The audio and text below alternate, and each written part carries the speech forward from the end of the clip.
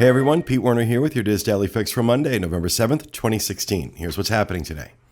Contract negotiations between Disney and the Reedy Creek Firefighters Union has hit yet another snag.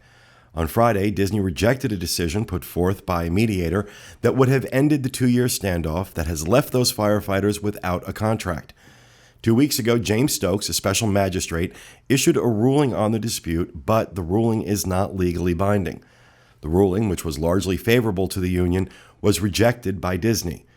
At issue here is the union's request that Disney share the cost of increases to the firefighters' health insurance, that health screenings include tests for cancer, and that a cost of living adjustment be added to pay plans, something that has not happened since 2008. Disney issued a 16-page response to the magistrate's ruling that explained their position. Among the reasons cited by Disney was that the decision took too long to render, that the district is a good place to work, and that the magistrate did not listen to their evidence. A lawyer representing Disney in the dispute said, quote, "It is clear from his recommendation that the special magistrate applied his own mistaken views of the bargaining process, and his views run afoul of the Florida Administrative Code." Local magistrates are brought in as impartial mediators, and all this really means is that Disney didn't like the decision, so of course, let's attack the mediator. And I will say this, it is all well and good for us, any of us, including companies like Disney, to wave flags and talk about how much we love our first responders. Then we have to pay them what they're worth and not leave them without contracts for 2 years, coming from a company that has posted nothing but record profits, especially over that time period. So Disney, knock it off. Pay these men what they're worth, these men and women what they are worth. These are people that run into burning buildings so that we don't have to.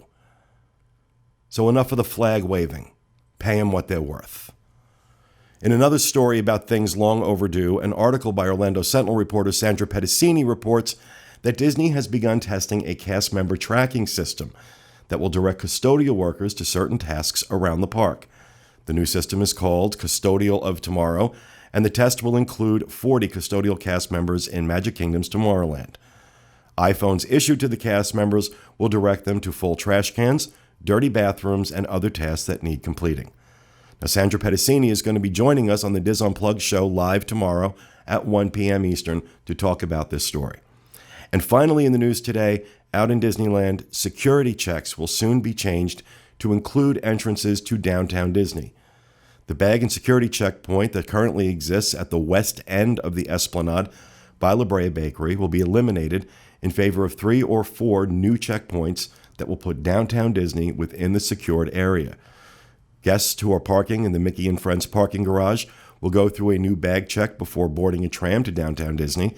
There will also be bag checks between the Earl of Sandwich and the ESPN zone for guests coming from the Disneyland Hotel.